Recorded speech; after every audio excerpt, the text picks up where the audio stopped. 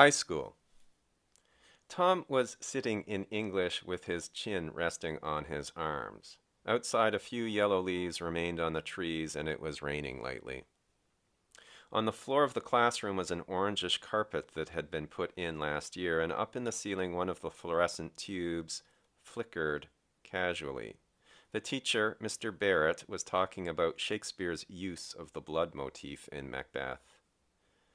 In the desk beside Tom, Danny was giggling. "Hey, this is a good one," Danny whispered, pointing to one of the doodles Tom had scribbled on the cover of a notebook. Danny had pulled the notebook off Tom's desk at the beginning of the period and was now going over it. "Who is it?" Tom shrugged. "I don't know."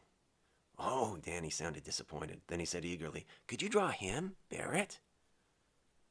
"Maybe. It's hard to draw people, real people, I mean." "Go on, try, but not now. I want to keep this book for a second." Danny opened the cover and began looking over the inside flap. Tom turned away from him. Danny suddenly gave Tom a nudge. "Hey, what's this?" "What's what?" "This here.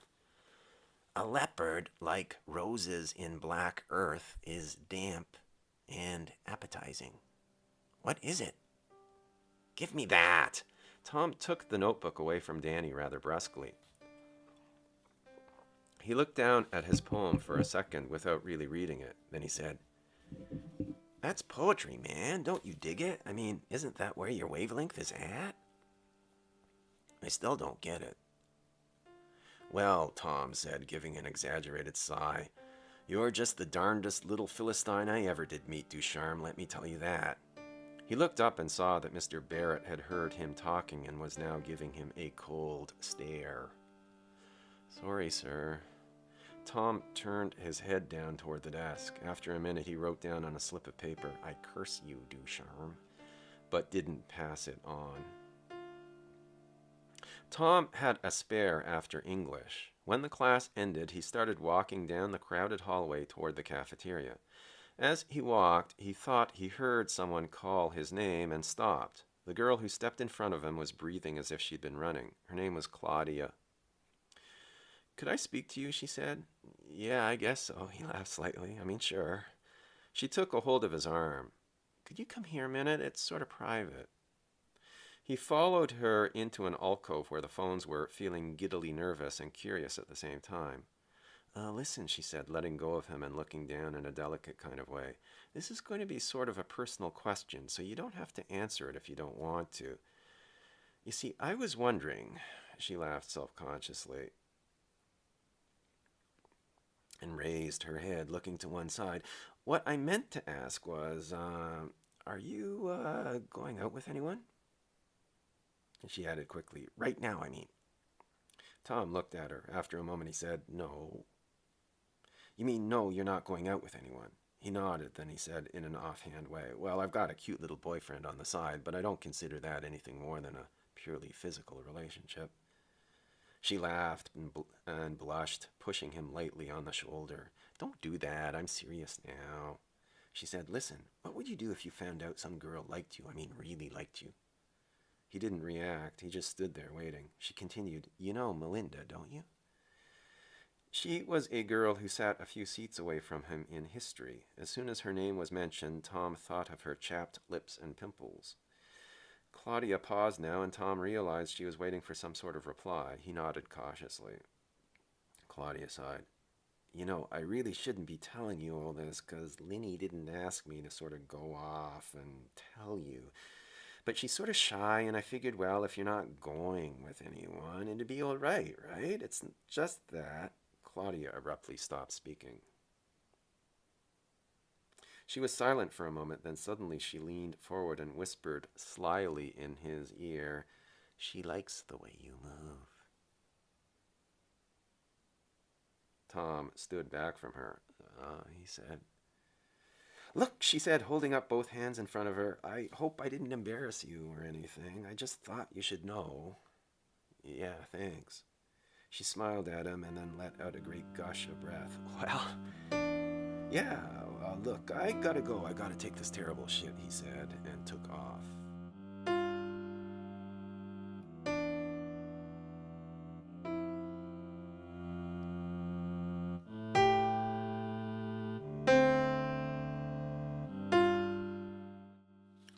When Tom stepped into the cafeteria, he saw Anne sitting alone at one of the far tables writing something and looking very absorbed.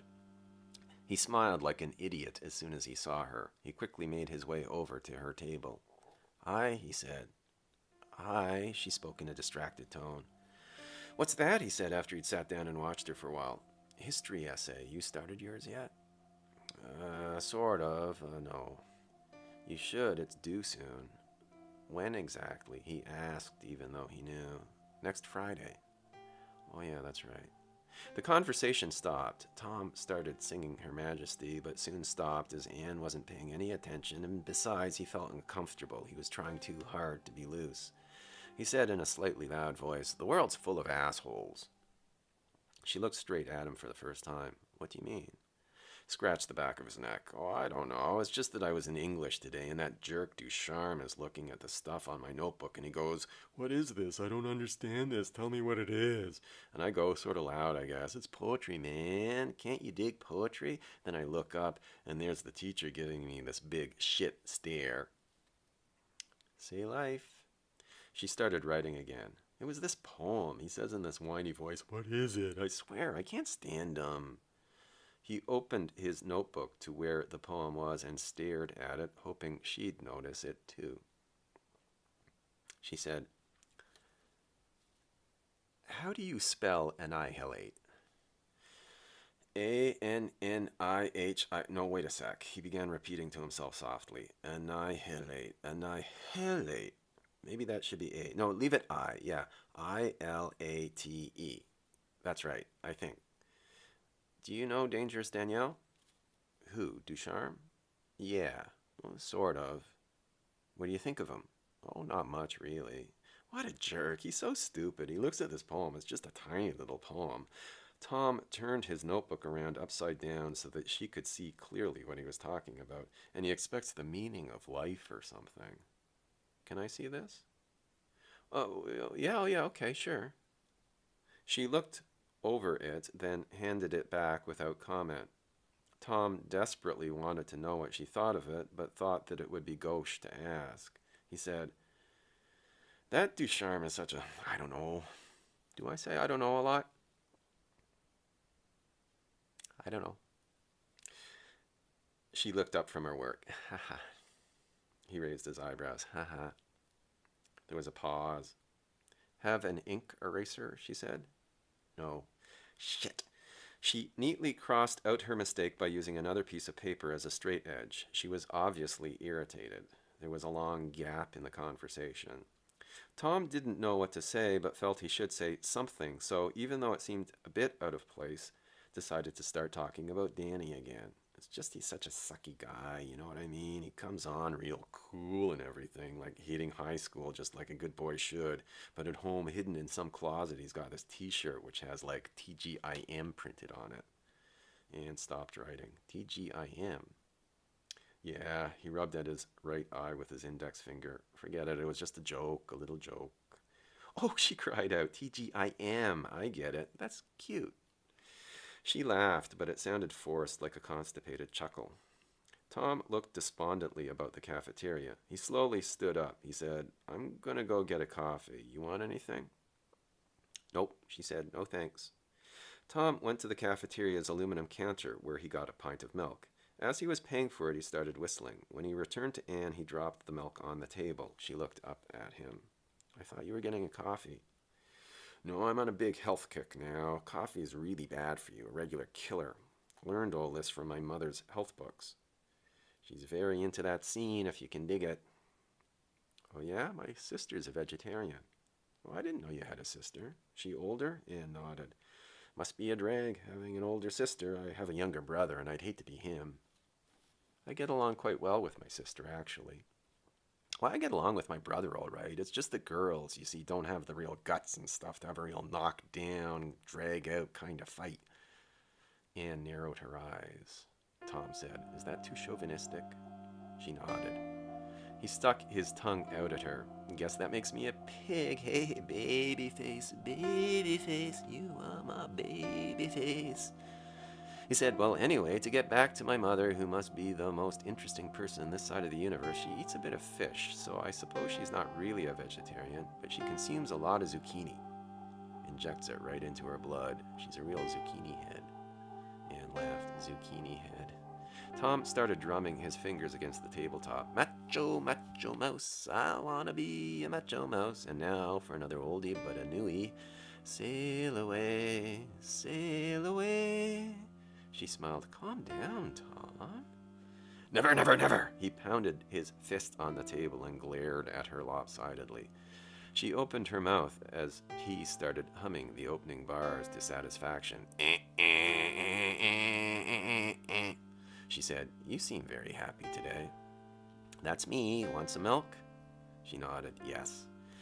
As he handed the carton to her, he started shaking his hand up and down madly. Join the fight against epilepsy. He lay the milk down gently. I'm not happy, just tense. It's the way I feel. She looked at him curiously. He said, it says on the side, shake well. She took the carton and opened its spout. As she sipped from it, she reached back with her free hand and brushed the long brown hair back over her ear. He loved the way she did that. When she handed him back the milk, he said, I hate the way they call this stuff homo. I feel like I'm drinking faggot milk or something. He looked at her, looking at him. He said, real funny, eh?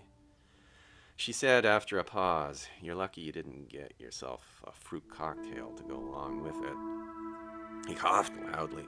He said, oh, if you don't mind my saying so, corny, that was really corny. She looked over his shoulder at the clock on the far wall. Oh, Christ, look at the time, and I haven't done a thing. I think you work too much. She was shuffling her papers together into a neat pile. I want to get this done.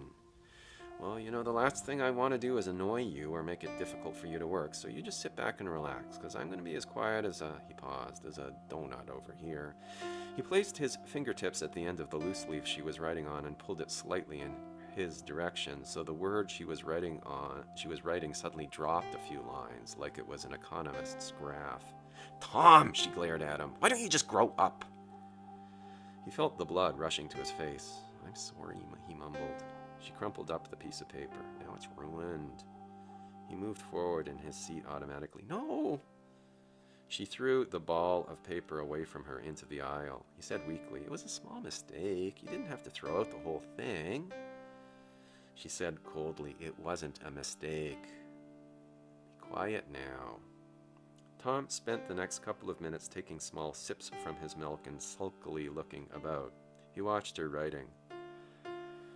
Loved you madly, he said. She looked up brightly and said, oh, I know what that is. That's Duke Ellington. Oh, he's so gorgeous. Good old Duke. Tom was glad that she was smiling. He felt like he'd been forgiven. Suddenly he reached forward and grabbed her by the upper arm. It was the first time he'd ever touched her. Afraid he was pressing too hard and that she'd get angry with him again, he let go. He leaned forward as far as the table would let him. What would you do if some guy had a crush on you? Some guy you didn't even hate, you just didn't care about? Why? Anne looked quite interested. Some girl, you mean, right? Does she go here? Tom swung one leg over the bench he was sitting on so that now he straddled it. It doesn't matter. I shouldn't talk about it. He was feeling so sorry for himself. Don't, he told himself.